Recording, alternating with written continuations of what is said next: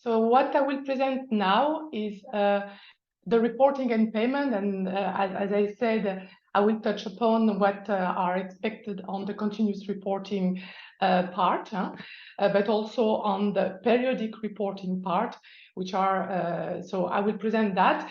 Just for you to know as well, of course, everything is interlinked, but the presentation on reporting and payment and the next one on amendment is very much focused on the processes and the IT tool. So that's the angle that we want to present, the guidance on it. But of course, all this is complementing all what you just heard now, what you heard yesterday on the finance and what you will heard on the 24th of October. Next slide, please. So just to remind you that the system, the funding and tender portal is very rich regarding guidance. So you have the online manual, and you can see here how to get it. One way to get it is when you're entering to the grant management service, and you are very familiar now with that. You can directly be linked to the online manual on the various processes that you will have to deal with when you implement your project, and when you have to report, you have to ask for amendment and things like that. So very important that you read the online manual before, and if you haven't done that, I mean, it's really important you do this. Next slide. So the online manual is somehow explaining in plain word what is expected, and the IT how-to, this magic green button, is really leading you step by step, screenshot by screenshot, on how to deal with that specific process in the IT system. So here again, it's really full of information and very stepwise. You can't lose, you can't be lost, because they explain you what you see and they tell you what to do. Next slide. Of course, you can also enter via the support and guidance and manual. Next slide. So you heard a lot about the monitoring. So what the monitoring is about, it's exactly what Cesar already said, is basically verifying that you are implementing the project as you said that you would do. You are just out of the gap phase, the grant agreement preparation phase. So it's very vivid. You know very well what you are doing, but this description of the action is somehow a bit of our common understanding of what we are expecting from you during the entire implementation. We all know that things that you have written even today might not yet be exactly the same in a few years' time, and this is perfectly understandable. So the deviation, as we already talked about that, are perfectly understandable, and not all deviation lead to amendment. Some of them leads to information. We are informed about them, and this is perfectly fine. We understand that you might have few delays, you might have to change a bit the scope of some of the activity. What is really important is that the main objective of your project, and somehow what makes us award this project specifically, still remain. This, we can't really deviate from that, because this is somehow what we call the no-go. What is also important during the monitoring is that we will assess the eligibility of the cost claim. You heard a lot yesterday about the financial aspect of it, but of course there is also a technical aspect to it. All the costs should be linked to the action. All the costs should be reasonable in terms of amount, but also in terms of if they are necessary to implement the action as it was. So this is also not only financial, but it's also very much technical. And this is what we will monitor.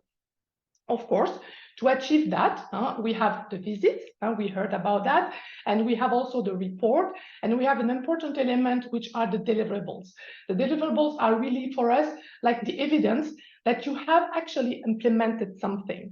So they are an important element of the monitoring. Next slide.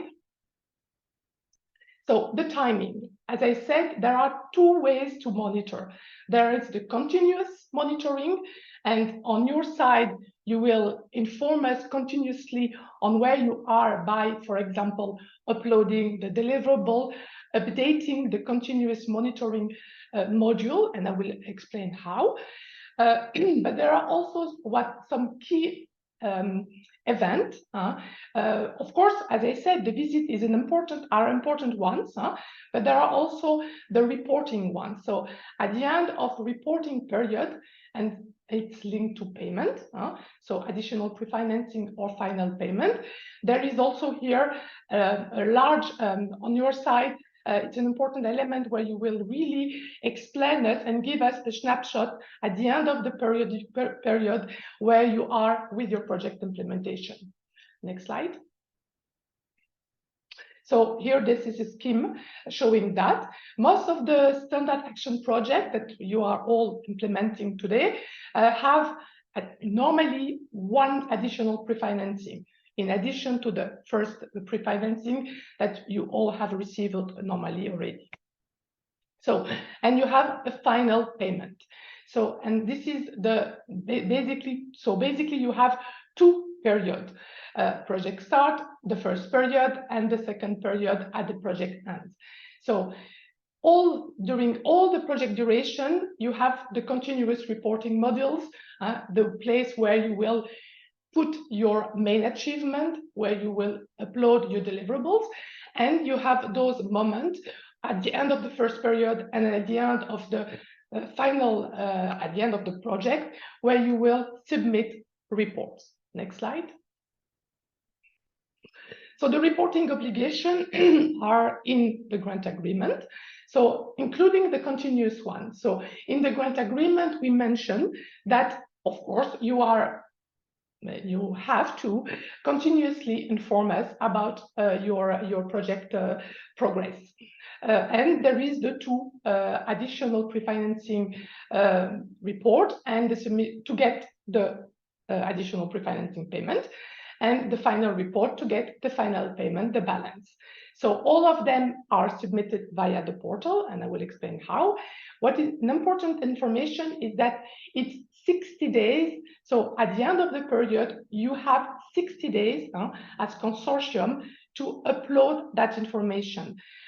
It's not a lot, especially if you have to ensure that all the parts, you have a large partnership, for instance, so all the beneficiary will have to enter their data.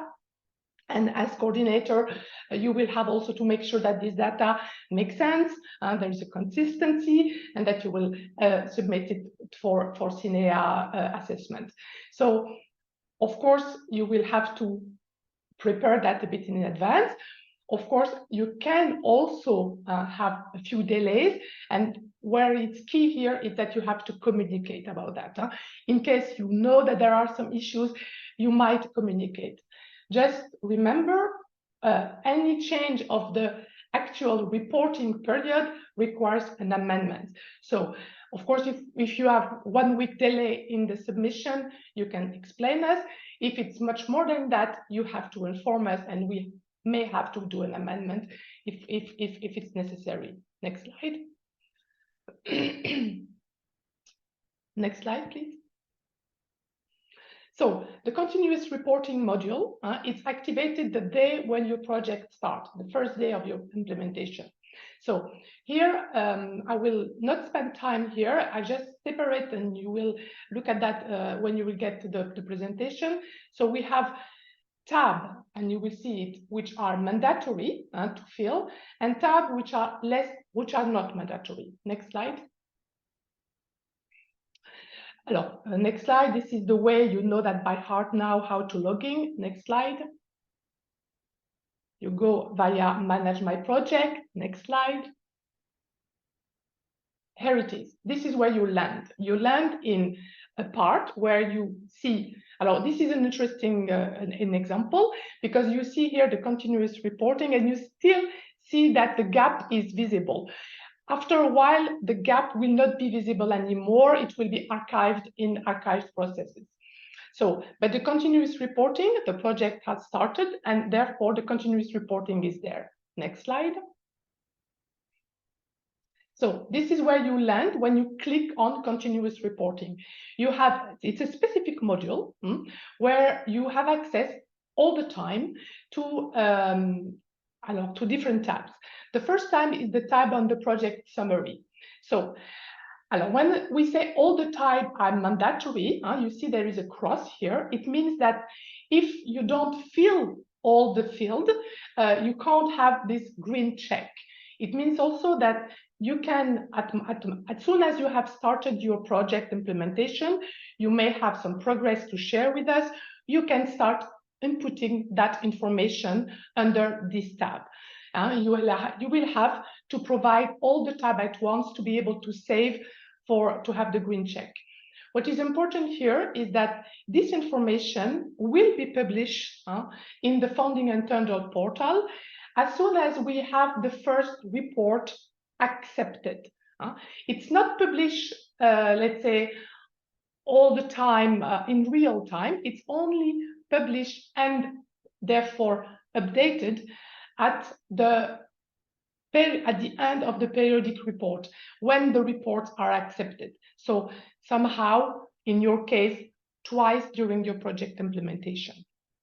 But still, you can update it as you go. So basically, if you have a very important achievement that you want to share with CINEA, you can start putting that information in this project summary. We also, because it's published, recommend you to use that as a bit of a portal via the Funding and Tender portal, a portal of what you have done, and also recommended to put image, to put the logos and things like that. All this can be used because it's one of the entry point of your project via the Funding and Tender portal. Obviously, other which will be your project web page and things like that, or the live database. But this will be one of them as well. Next slide. So deliverables, that's the masterpiece of that continuous reporting. Why? As I said, if deliverables are really the evidence that you are implementing your project and you have concrete results that we can read, we can assess, and we can, judge also how far you went in the different activity that you planned. So here, what you have is that when your project starts, all the deliverables are pending. So basically, you have not yet introduced any deliverables. You know that some, for example, work package are led by different beneficiaries if you have a consortium. It's not always the coordinator which is a lead beneficiary in a specific work package. So basically, the responsible of a specific deliverable can upload. Any beneficiary can upload a draft deliverable, but it's only the coordinator that can officially submit the deliverable in the system. When the deliverable is submitted, you can't update it. So you can update deliverable when they are in draft status, but you can't update it when it's submitted. When it's submitted, it's on our side, if you wish. So it's us who have to do something. Either we accept it, if we accept it because it's accepted, and we do that usually when we assess your report. We do not that on the continuous reporting. We may also accept some deliverables after a visit, for instance, when they have been submitted, assessed, and therefore accepted. And but we may also reopen them. So, for example, if we are not convinced about the quality of that deliverable, or if that deliverable does not match our expectation or what you said you would do, we would reopen the deliverable to allow you to resubmit it, to resubmit the draft and resubmit the final version. The rejection button exists as well, and this rejection, you can't re-upload it. It's just we close, if we wish, we close the channel here on that specific deliverables. One important element also is that if the dissemination level of your deliverable is public, as soon as the project advisor accepts it, it's also made public outside in the funding and tender project. So it's really important that you know that. It's really important that when you upload a public label deliverable, that it will be seen as soon as it will be accepted. So I know that for some deliverable on nature, for example, where you don't want to, for example, share location on species, or if you put information on your business that you should not have put in that deliverable, be careful. If the deliverable is not is public, you should not upload that deliverable. And you contact us, contact your monitor, contact us, and we can see what we have to do in that specific situation. And just to remind, you have PU, which is public, and sense, which is sensitive, and this it's not made public to, it's really confidential. Okay, next slide, please. So the milestone. Alors, maybe one last slide, because I forgot to say something. Just go back to the last, thanks a lot. So here you have an estimated deliverable date that you set when you finish the gap. Of course, nothing happens if you are late. Nothing happens. The system do not block you to upload a deliverable if you are late. So if you have late or for 1, 2, 3 weeks, I mean, nothing will happen. You are just late and you will submit it a bit later. What is important you can always ask us, and this does not require an amendment, to ask the PA to change the delivery date. So we can do that, of course. And one thing which I would advise is that you ask that if, for example, you know that you won't be able to deliver a deliverable which is due in a specific period during that period. Why? Because we expect that deliverable to be submitted. And when we will assess the report, we expect that it's submitted. And if it's not, you have to justify why. So if you know that you won't be able to submit it for any reason, you can ask to change it to the date in the next period. And you will have to explain why, of course. And here again, if it's linked to minor deviation, there is no problem. We don't need an amendment. If it's linked to actually large deviation, things that will require an amendment, that's another story. And we will indeed screen the situation and give you the course of action. Next slide. Alors, on the milestone, it's also a tab that we expect, and it's also a very important tab for us because this is where we see the achievement of your project. Alors, the delivery date here cannot be changed by us, by the PA. It would require an amendment if we need to change it. And here it's important that indeed, when you have achieved one of those milestones that we jointly agreed to, that you propose and we agree to, please go to the continuous reporting module and update. You can put comments, and all this is really important for us also to be able to assess how you move in your project progress. Next slide. The critical risks are also very important, especially for you, because what you have assessed few risks that you have identified risk, and it's important to keep that risk up to date. You can add new risk as well, because we know there are always a lot of let's say events that may impact your project or may not, but this is the risk. So, and what is the mitigation measure that you can have to minimize this risk or to adapt to the risk? Next slide.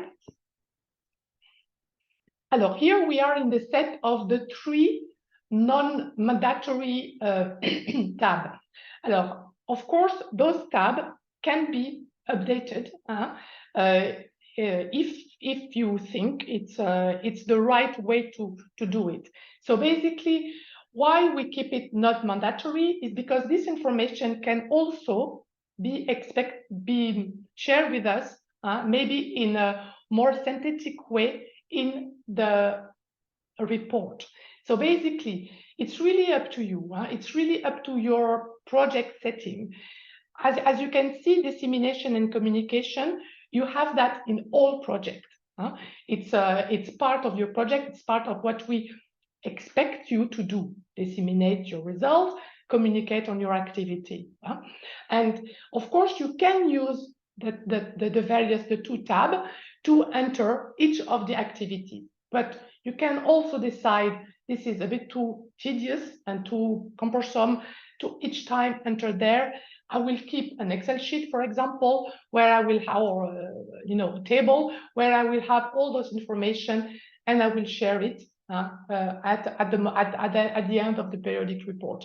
So it's not that we don't want to see that, but we offer you the alternative to either use the IT system or use the reporting, use another way, which will be in the report.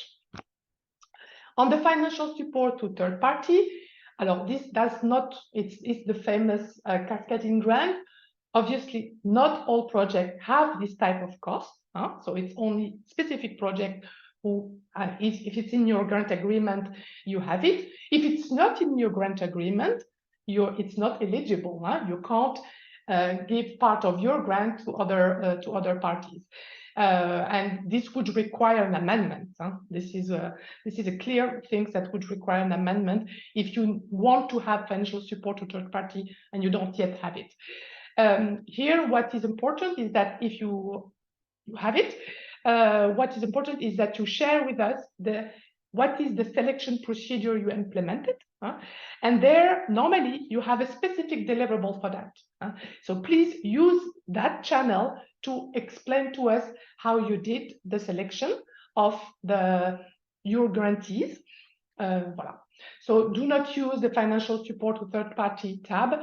The deliverable is a much, for us, simple way, and in one place, all the information about the selection procedure. Next slide. Next slide. So we talk a lot about this continuous reporting. Now, a few slides on what to do at the moment at the end of each period. It's important to note again that so you have the 60 days. So the system open, you are notified. All the beneficiaries are notified. So, and at this moment, you have to compose two things: technical report and financial report. On the technical report, the system helps you also to compose the technical report by extracting the part which is in the continuous reporting. So you don't have to do it twice if you want. So when you enter, this is why it's important to enter continuously the project information on the project summary, the deliverables, the milestones, and all that will be extracted and put in your technical report. Then you have the part B, which is a bit more on your type. You have a template, and you will have to enter the data. Next slide. So the financial report here, it's purely online. You have to enter the data, either for additional pre-financing of the final report. And here, this is the list of things. For you, most of you, it's not today, it's far away in the future. So I will not spend too much time on that, and you will see how to do, and the guidance is very precise. Next slide. So as I said, all projects are, all beneficiaries are notified. All beneficiaries contribute to the technical part when they are responsible of, complete their own statement, and it's the coordinator who approve it and submit it to us, and we assess. Next slide. The summary of the process, this is a bit said the same. So what is really important here is the role of the coordinator. The coordinator makes sure that what is included in by each beneficiary makes sense, ask to review, and log for review, and then sign it and send it on behalf of the consortium to us.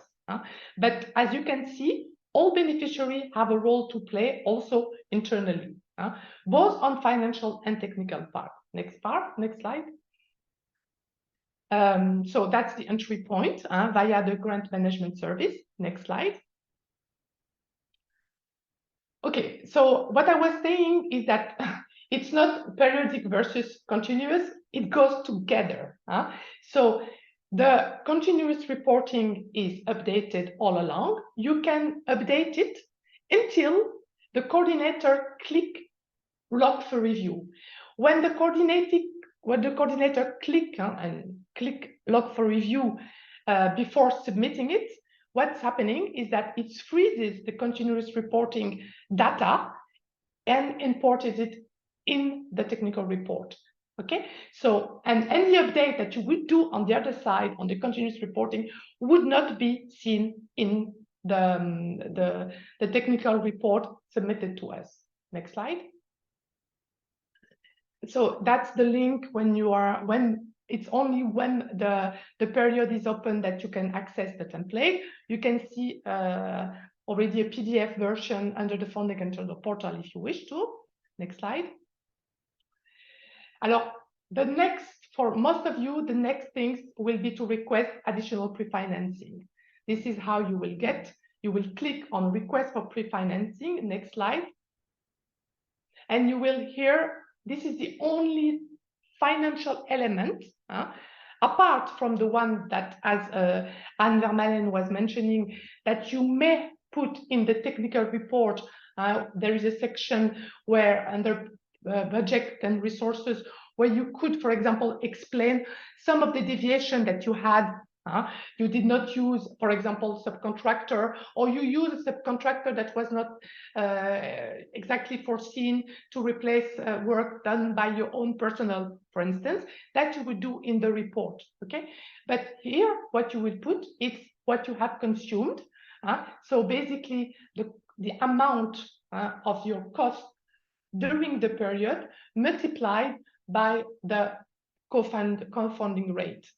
This is the information and the only information that you have to put here at the pre-financing stage. Next slide. Alors, that's the final report and the financial statement. I think it's my last slide. And you can see here, this is much more complete, and you have all the financial statements to have to do, all the financial certificates if you have to. And here the guidance is very detailed. As I said, most of you, it's in only 3 years, 2, 3, 4, 5 years. So I think the best is that you will get the guidance again when times come on that part. Next slide.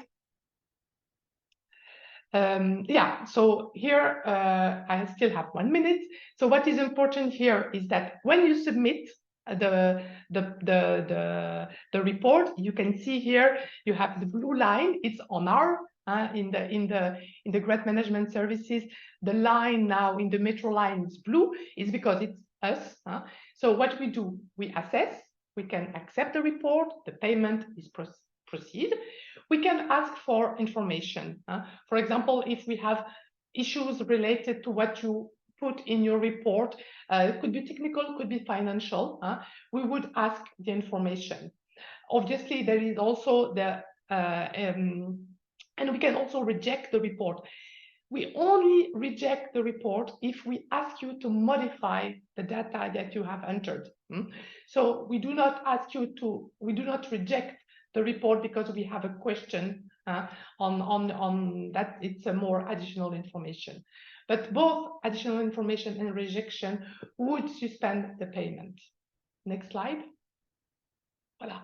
Just the last things, I do have 1 minute. The last thing I wanted to say also, just to remind what Anne said, just before you will get your additional, just at the moment where you additional pre-information at the end of the first period, you will receive a communication from us asking you to provide us some financial data linked to, and that we will do the ex-ante checks to help you, as Anne was mentioning, to help you to identify potential mistakes in the way you estimate your costs, and therefore it's this information, these findings will be shared with you with the findings on the first report.